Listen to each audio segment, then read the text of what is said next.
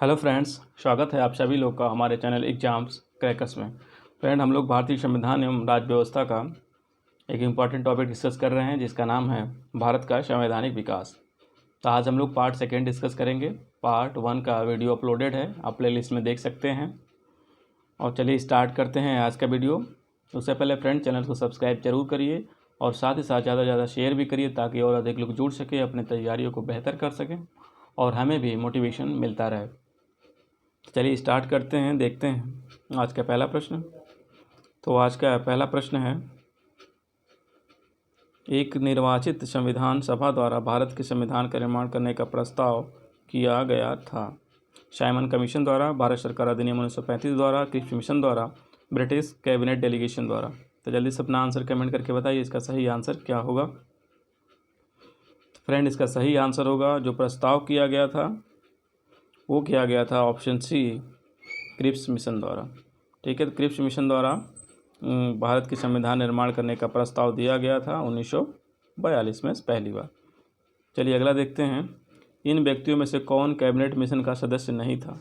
ठीक है, cabinet mission का सदस्य नहीं था। ऑप्शन है विलियम वुड, दूसरा ऑप्शन है पैथिक लॉरेंस, तीसरा ऑप्शन है स्टैफोर्ड क्रिप्स।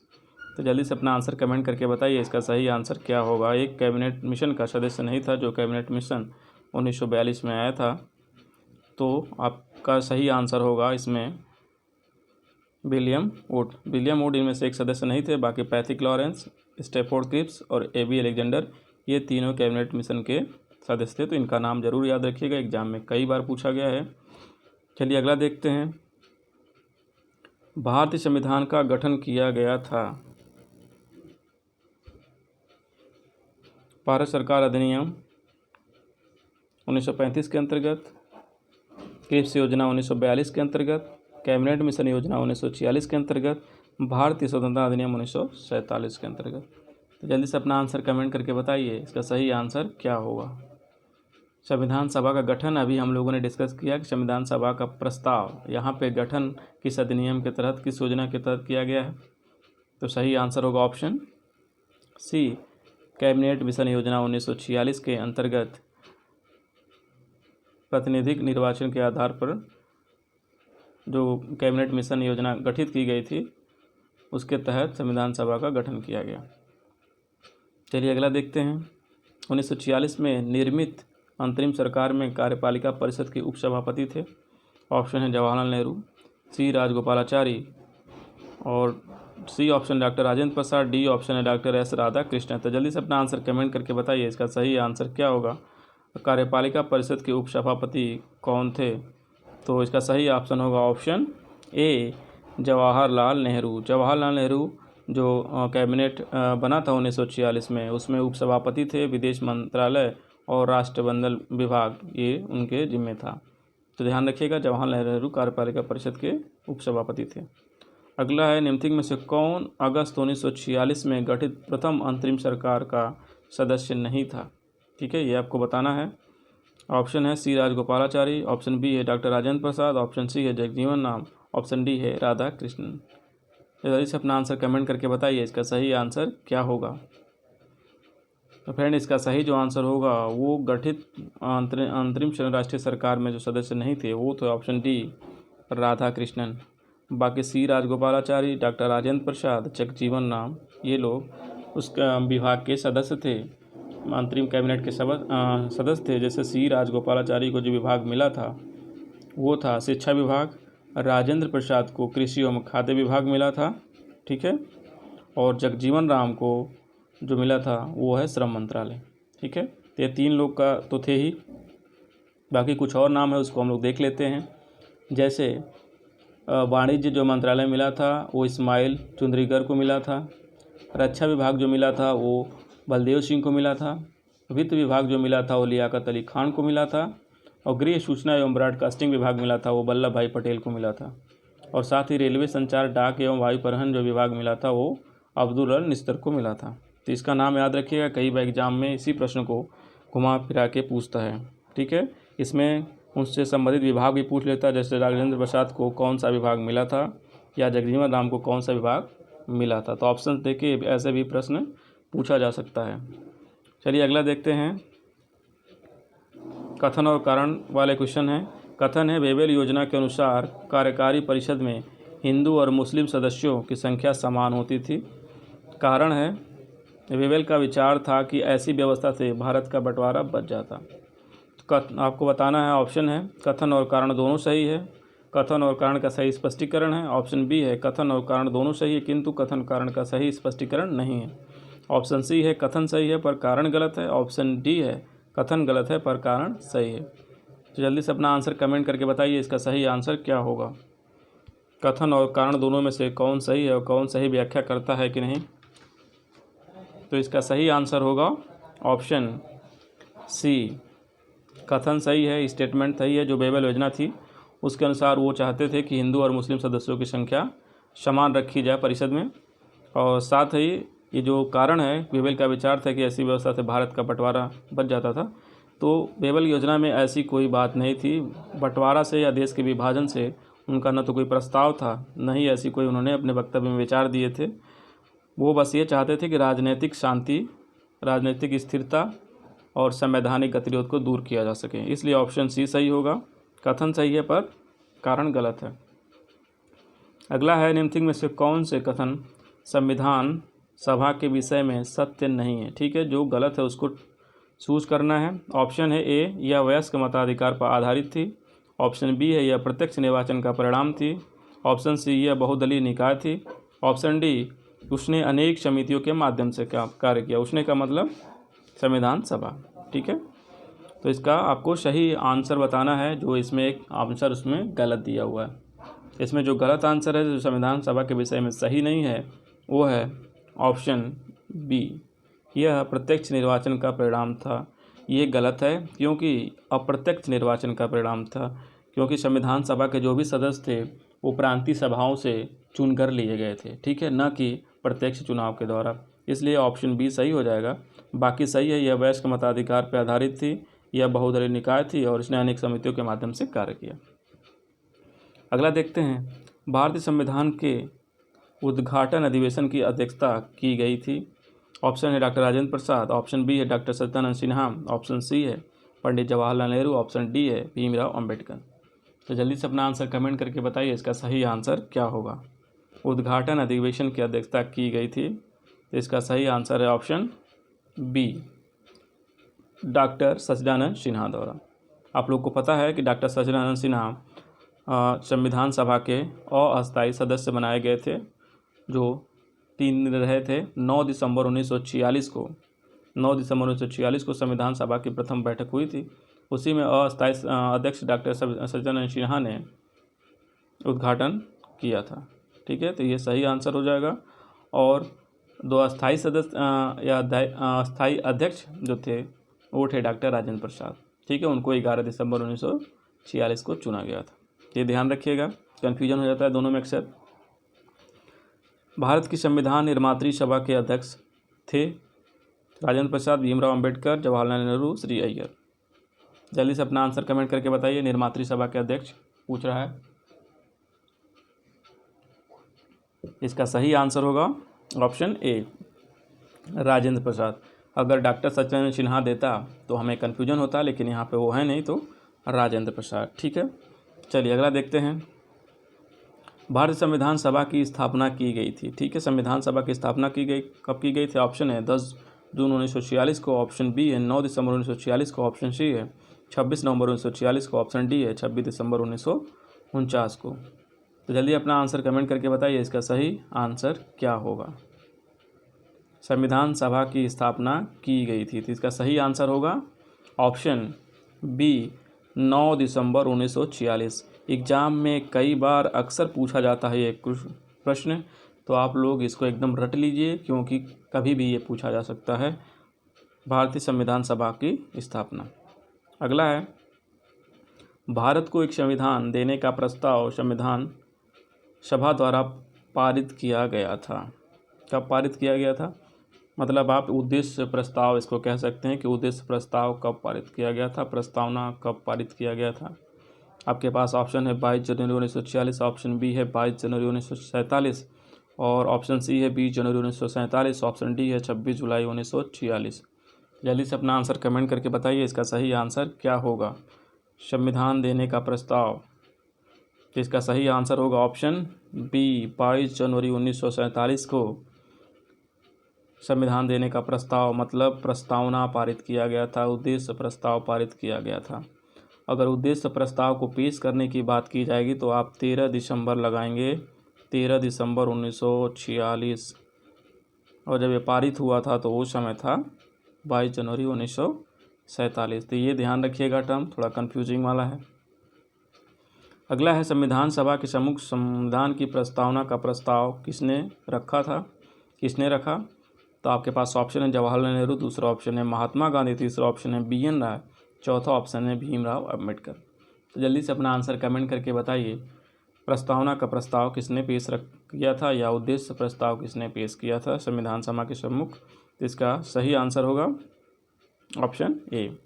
ठीक है, जवाहरलाल नेहरू 13 दिसंबर 1946 को संविधान सभा में उद्देश्य प्रस्ताव को पेश किया था। ये भी एग्जाम में कई बार पूछा गया तो इसको ध्यान रखिएगा।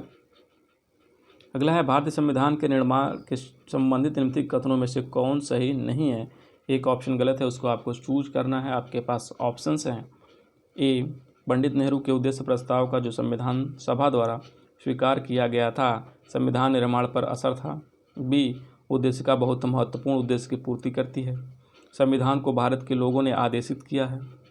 डी, राज्य के मुखिया को लोग प्रत्यक्ष रूप से निर्वाचित करते हैं। तो इसका सही आंसर क्या होगा, कौन सा एक असत्य है।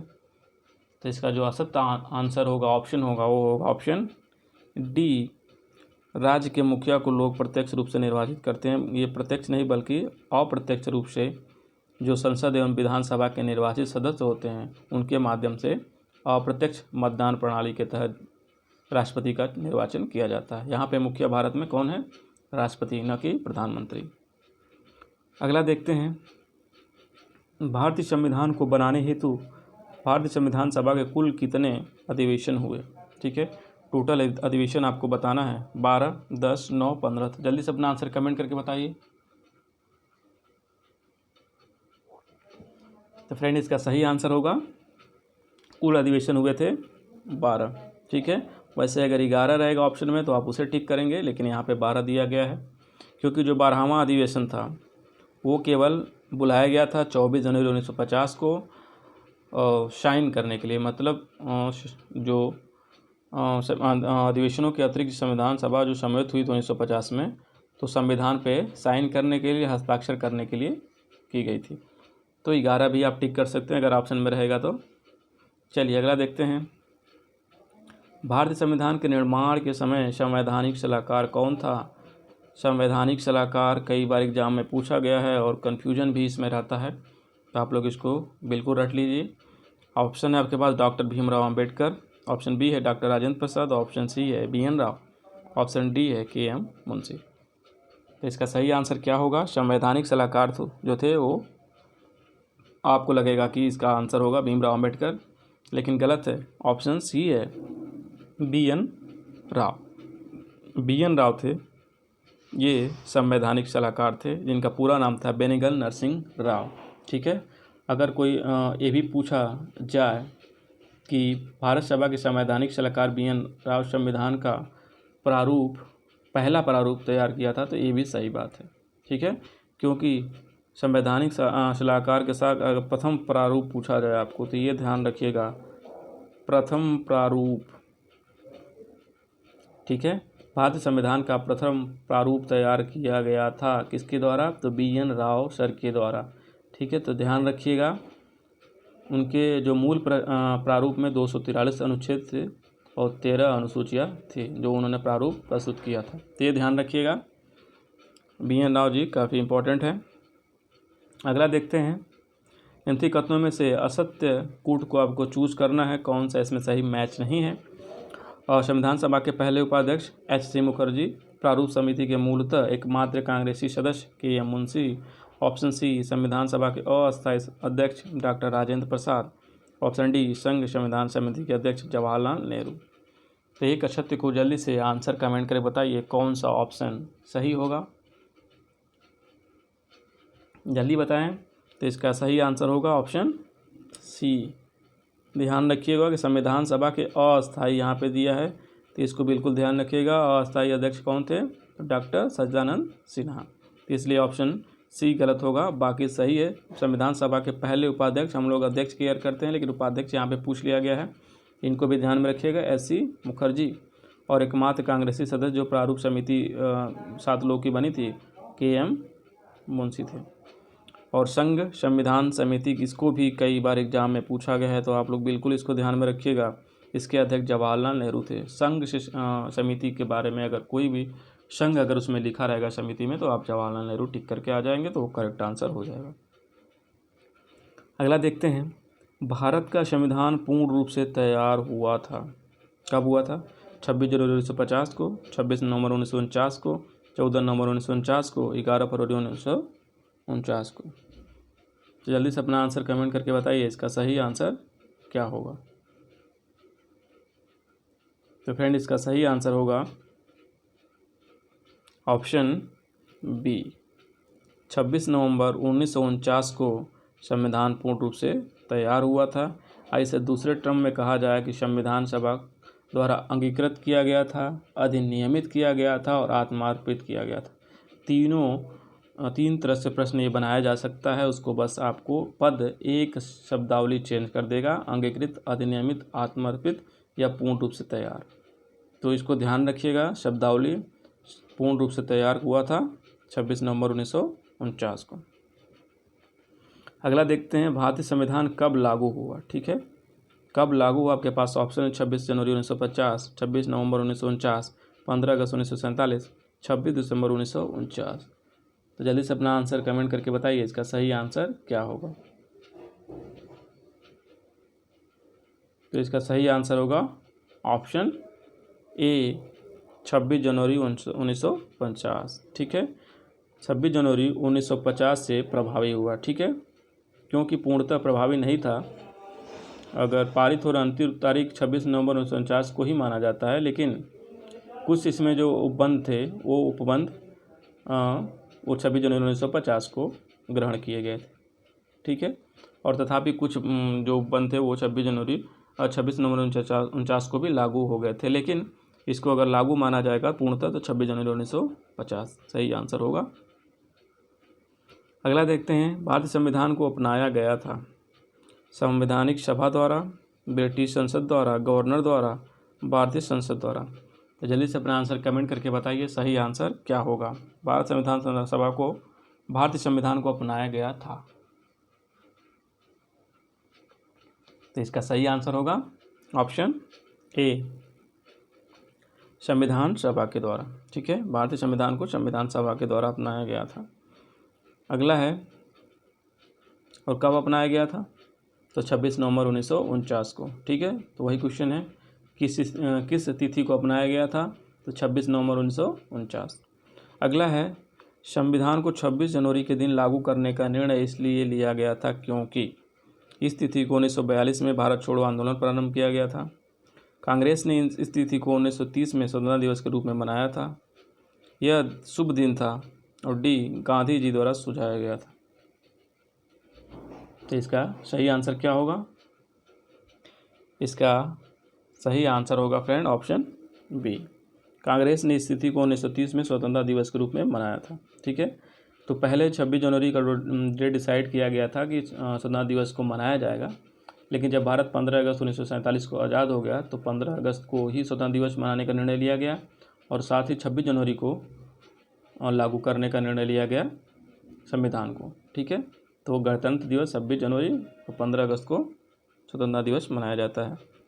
अगला है, भारतीय संविधान में कुल कितनी महिलाएं थी? ठीक है, ये भी कई बार पूछा गया है, एग्जाम में इम्पॉर्टेंट है।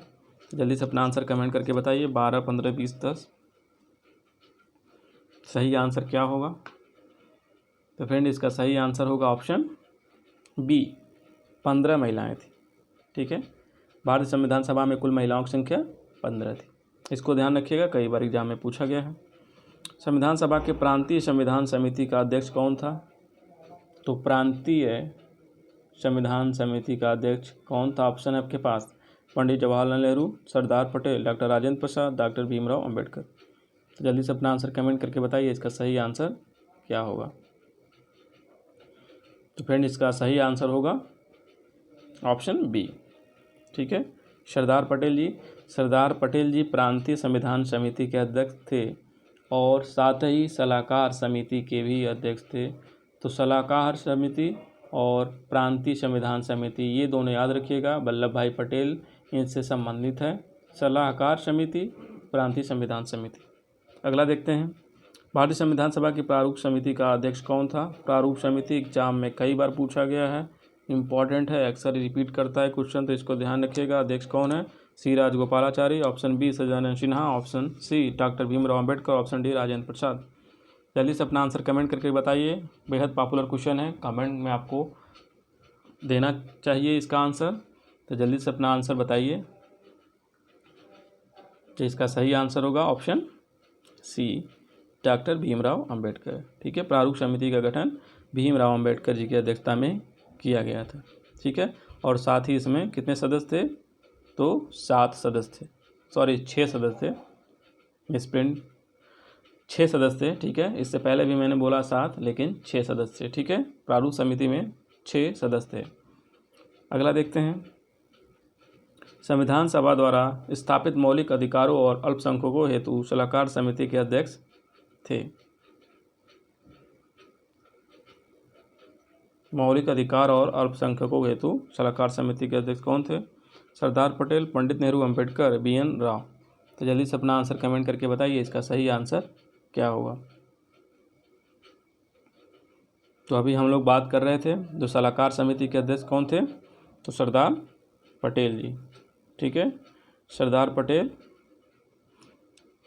मौलिक अधिकारों और अल्पसंख्यकों हेतु सलाहकार समिति, या तो सलाहकार समिति के नाम से आ जाएगा अलग से, या मौलिक अधिकारों और अल्पसंख्यकों हेतु सलाहकार समिति। तो आप ध्यान रखिएगा सरदार पटेल जी, और साथ ही जो प्रांतीय संविधान सभा के अध्यक्ष भी यही थे, प्रांतीय संविधान समिति के। अगला है, संविधान निर्मात्री परिषद की झंडा समिति के अध्यक्ष कौन थे, आपको बताना है। ठीक है, झंडा समिति, ऑप्शन है C Rajagopalachari, option B doctor Rajendra Prasad, option C JB Kripalani, option D है BR अम्बेडकर। चलिए से अपना आंसर कमेंट करके बताइए, झंडा समिति के अध्यक्ष। इसका सही आंसर होगा ऑप्शन बी डॉक्टर राजेंद्र प्रसाद। डॉक्टर राजेंद्र प्रसाद झंडा समिति जो संविधान निर्मात्री थे, ये भी आप ध्यान रखिएगा। 2 इस झंडा समिति मिलती है इतिहास में देखा जाए तो। एक 1931 में कांग्रेस के कराची अधिवेशन में गठित की गई थी, जिसके अध्यक्ष सरदार वल्लभ भाई पटेल थे। तो अगर यहाँ पे संविधान निर्मात्री की जगह अगर नॉर्मल दिया जाए तो ऑप्शंस में चेंज आ सकता है, तो यह ध्यान रखिएगा। संविधान निर्मात्री ये बिल्कुल ध्यान रखिएगा कि झंडा समिति आएगा तो। ठीक है, संविधान निर्मात्री के संबंध में आएगा तो डॉक्टर राजेंद्र प्रसाद, अगर नॉर्मल तरीके से आएगा तो वल्लभ भाई पटेल। ठीक है, अगला देखते हैं, संविधान पांडुलेखन समिति का निम्न में से कौन सदस्य नहीं था। ठीक है, पांडुलेखन ये प्रारूप का ही समानार्थी शब्द है, तो आप ध्यान रखिएगा। ठीक है, प्रारूप समिति का सदस्य कौन नहीं था, हम लोग डिस्कस किए थे, 6 सदस्य थे। अब इनमें से आपको बताना है कि कौन नहीं था, तो इसका मतलब आपको 6 लोगों का नाम ज्ञात होना चाहिए। ठीक है, तो 6 सदस्य थे। ठीक है, अगर अम्बेडकर को मिलाएंगे तो 7 हो जाएंगे। ठीक है, तो जल्दी से अपना आंसर कमेंट करके बताइए। तो इसका सही आंसर होगा, सदस्य नहीं थे वो जवाहरलाल नेहरू नहीं थे। ठीक है, बाकी मोहम्मद सादुल्ला, KM मुंशी, AK अय्यर ये लोग थे। और साथ ही इसमें और जो आप 3 तो ये हो गए, बाकी गोपाल स्वामी आयंकर और अल्लादी कृष्णा स्वामी अय्यर। अच्छा, अय्यर तो हो गए। ठीक है, शुरुआत से देख लेते हैं। गोपाल स्वामी आयंकर, कृष्ण स्वामी अय्यर, KM मुंशी, मोहम्मद सादुल्ला, BL मित्र एवं DP खेतान। ठीक है, और ये शुरुआत में सदस्य थे ये 6, बाद में BL मित्र के स्थान पे N माधवराव तथा DP खेतान की मृत्यु के बाद TT कृष्णामाचारी को शामिल किया गया था। तो ये भी नाम ध्यान रखिएगा, 6 नाम तो आपको आप स्टार्ट वाले आपको याद होने चाहिए। ठीक है, इसको ध्यान रखिएगा। टोटल 7 सदस्य थे, और अगर अम्बेडकर जी को ले लिया जाए तो, अगर नहीं तो उनके बाद 6 सदस्य थे। अगला देखते हैं निम्नलिखित में से किसने सुझाव दिया था कि भारत की स्वतंत्रता के बाद भारतीय राष्ट्रीय कांग्रेस को एक राजनीतिक दल के रूप में भंग कर देना चाहिए। ऑप्शन है C Rajagopalachari, option B Jayaprakash Narayan, option C Mahatma Gandhi, option D Acharya Kripalani. तो जल्दी से अपना आंसर कमेंट करके बताइए। इसका सही आंसर है friend option C Mahatma Gandhi. Mahatma Gandhi ने विचार दिया था कि कांग्रेस को भंग करके एक राजनीतिक दल के रूप में कर देना चाहिए। ठीक है, अगला देखते हैं। संविधान सभा में वयस्क मताधिकार को 15 वर्ष के लिए स्थगित करने की बात की थी डॉक्टर राजेंद्र प्रसाद ने, जवाहरलाल नेहरू ने, मौलाना आज़ाद ने, के एम मुंशी ने। तो जल्दी से अपना आंसर कमेंट करके बताइए। 15 वर्ष के लिए वयस्क मताधिकार को कौन स्थगित करना चाहता था? तो इसका सही आंसर होगा ये थे मौलाना आज़ाद।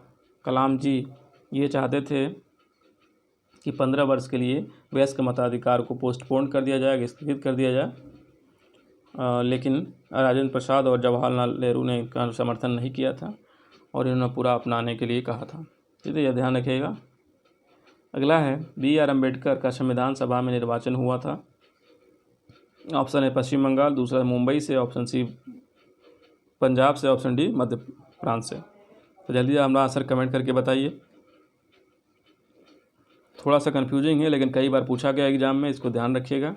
तो अम्बेडकर जी का जो संविधान सभा में निर्वाचन हुआ था वो ऑप्शन बी मुंबई से हुआ था। ठीक है, तो भारत विभाजन से पहले उनका निर्वाचन तो पश्चिमी बंगाल से हुआ था, लेकिन विभाजन के बाद जब संविधान सभा का निर्माण हुआ तो वो मुंबई प्रांत से दोबारा उपचुनाव में भाग लेके जीते थे। तो ये ध्यान रखिएगा, बम्बई प्रेसिडेंसी से उनको निर्वाचित सदस्य के रूप में संविधान सभा में कार्यरत किया गया था। ठीक है, तो ये ध्यान रखिएगा।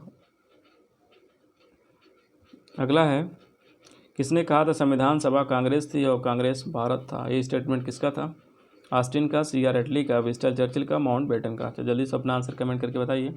संविधान सभा कांग्रेस थी और कांग्रेस भारत था। तो ये स्टेटमेंट था पद्मश्री पुरस्कार प्राप्त इतिहासकार ग्रैनविले ऑस्टिन का।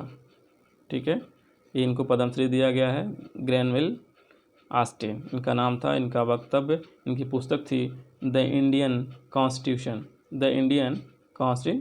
ये ध्यान रखिएगा, पुस्तक का नाम है इनके। और ऑस्टिन उसी में इन्होंने कहा था कि संविधान सभा कांग्रेस थी या कांग्रेस भारत थी। फ्रेंड्स सब्सक्राइब करना ना भूलिएगा। Thank you. और साथ ही PDF के लिए हमारे टेलीग्राम चैनल पे आप विजिट कर सकते हैं, ज्वाइन कर सकते हैं, वहाँ पे सारे वीडियो के PDF अवेलेबल हैं। थैंक यू फ्रेंड्स, मिलते हैं नेक्स्ट वीडियो में।